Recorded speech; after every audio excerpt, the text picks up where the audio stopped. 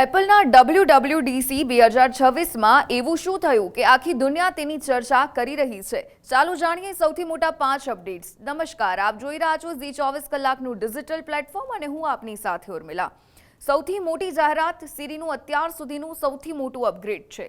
હવે સિરી માત્ર voice assistant નથી, નવી સિરી એઆઈ તમારી સ્ક્રીન સમજી શકે છે, એપ્સ વચ્ચે કામ કરી શકે છે અને પહેલા કરતાં વધુ કુદરતી રીતે વાતચીત પણ કરી શકે છે. બીજું મોટું અપડેટ છે એપલ ઇન્ટેલિજન્સ. એપલ હવે એઆઈની રેસમાં સત્તાવાર રીતે ઉતરી ગયું છે.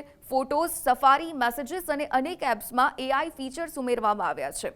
ફોટોઝ એપમાં હવે એઆઈથી ઓબ્જેક્ટ, રિમૂવ, સ્માર્ટ રીફ્રેમ અને એક્સટેન્ડ જેવા શક્તિશાળી ટૂલ્સ પણ મળશે.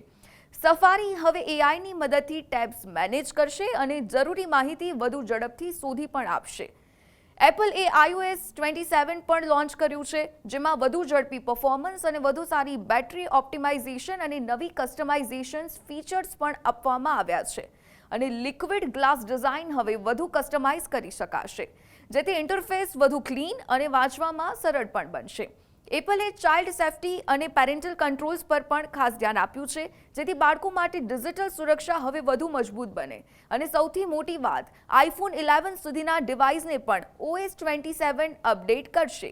WWDC 2026નો એક મેસેજ છે, એપલ હવે માત્ર આઈફોન કંપની નથી, એપલ હવે એઆઈ કંપની બનવા તરફ આગળ વધી રહ્યું છે. તમને WWDC 2026નું કયું ફીચર સૌથી વધુ ગમ્યું? કમેન્ટમાં જરૂરથી જણાવો. અને આવી જ અપડેટ્સ માટે આપ જોડાયેલા રહો ઝીના ડિજિટલ પ્લેટફોર્મ સાથે.